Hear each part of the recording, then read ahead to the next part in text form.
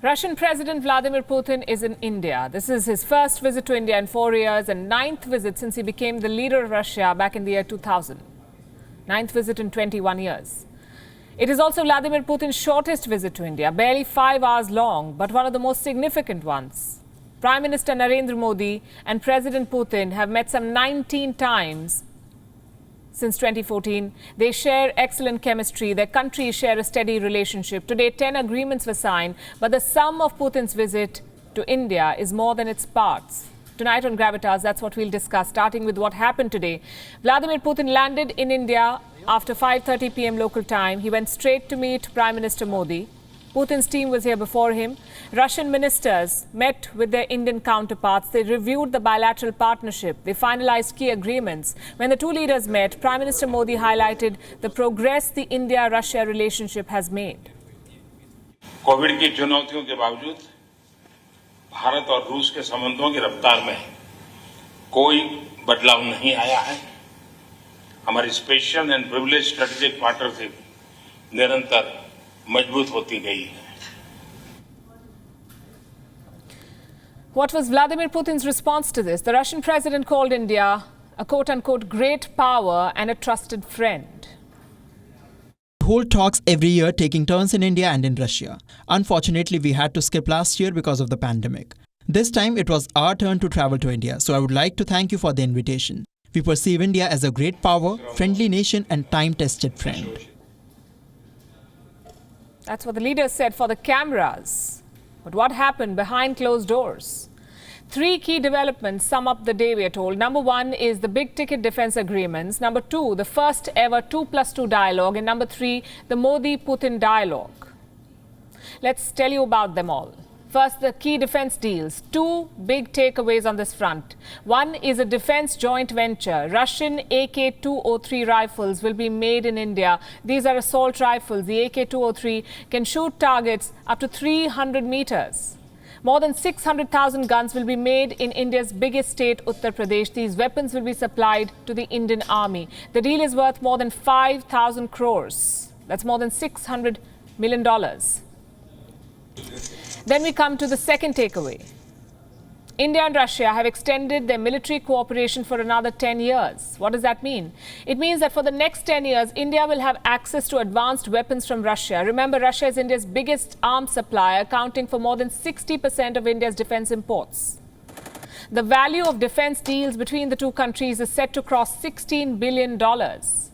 Now they've extended the cooperation for a decade.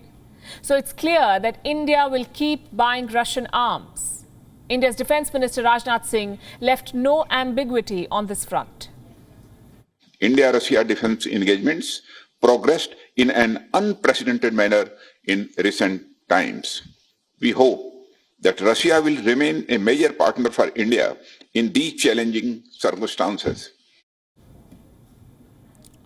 As far as defense procurement goes, Russia remains a critical source for India. That's why the S-400 deal remains on track. The deliveries began last month, despite the threat of American sanctions. By the end of this year, India should have its first S-400 ready to deploy. But Russia fears that the US is trying to undermine the Delhi-Moscow relationship. We witness attempts on the part of the United States to undermine this cooperation and to make India obey the American orders, to follow the American vision of how this region should be developed. And our Indian friends clearly and firmly explain that they are a sovereign country, and they will decide on whose weapons to buy and who is going to be a partner of India in this and other areas. Now, Russian weapons have always been a bone of contention for America. The US has a law called CAATSA.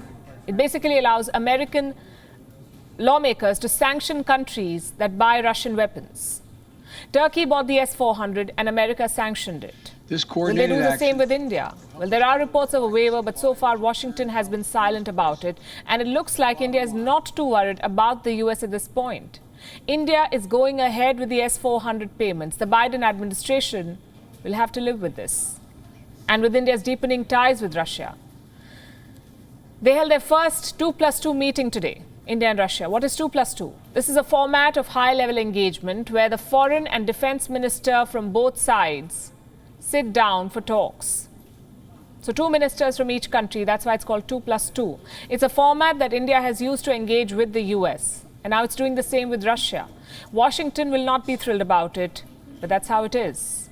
So what happened at the 2+2 meeting? Listen to this.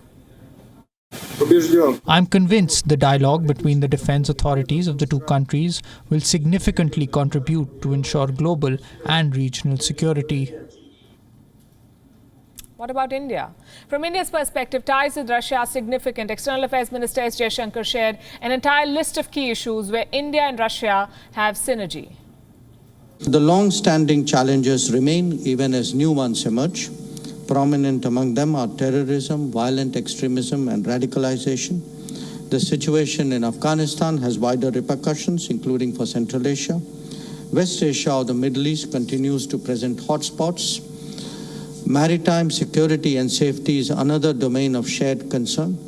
We both have a common interest in ASEAN centrality and ASEAN-driven platforms. So terrorism, violent extremism, Afghanistan, West Asia, maritime security, ASEAN.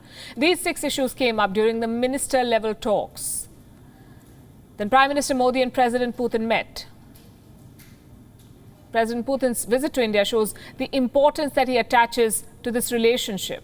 The two leaders discussed all of these issues and more. How does New Delhi see this?